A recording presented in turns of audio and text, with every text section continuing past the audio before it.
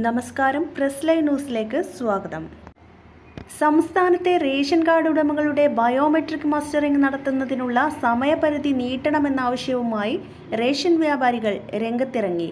ഇതടക്കമുള്ള വിവിധ ആവശ്യങ്ങൾ ഉന്നയിച്ച് സംസ്ഥാനത്തെ റേഷൻ വ്യാപാരികൾ മാർച്ച് 7-ന് കടകളടച്ച് സമരം ചെയ്യും.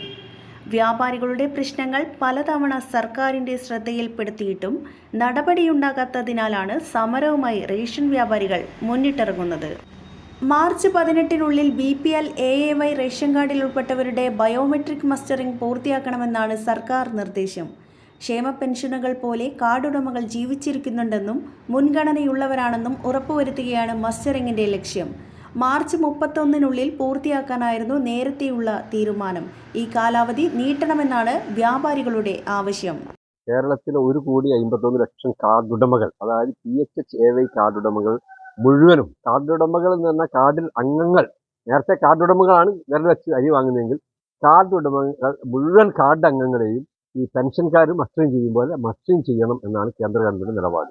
ഈ നിലപാട് ഒരു കൊല്ലത്തായി തുടങ്ങിയിട്ടെങ്കിലും കേരളത്തിൽ ഇത് തുടങ്ങിയിട്ട് ഈ മാസം കൊണ്ട് തീർക്കണമെന്നാണ്. ഇത് മാർച്ച് 31-നുള്ളിൽ തീർക്കണമെന്നാണ്. ഞങ്ങളിതിനെതിരല്ല, ഞങ്ങൾ സ്വാഗതം ചെയ്യാം. പക്ഷെ ഇത് ചെയ്യണം, സുതാര്യമായിക്കോട്ടെ, ഇതൊന്നും ഞങ്ങളെതിരല്ല. പക്ഷെ ഇതിന് സമയം വേണം.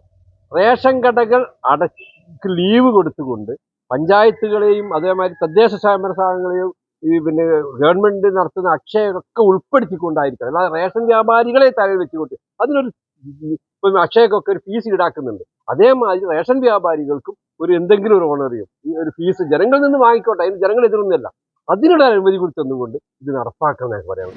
റേഷൻ വ്യാപാരികളുടെ വേതന പാക്കേജ് കാലാനുസൃതമായി പരിഷ്കരിക്കുക, പൊതുവിതരണ മേഖലയോടുള്ള കേന്ദ്ര സർക്കാർ അവഗണന അവസാനിപ്പിക്കുക തുടങ്ങിയ ആവശ്യങ്ങൾ ഉന്നയിച്ചാണ് മാർച്ച് 7-ന് റേഷൻ കടകൾ അടച്ചിടുന്നത്.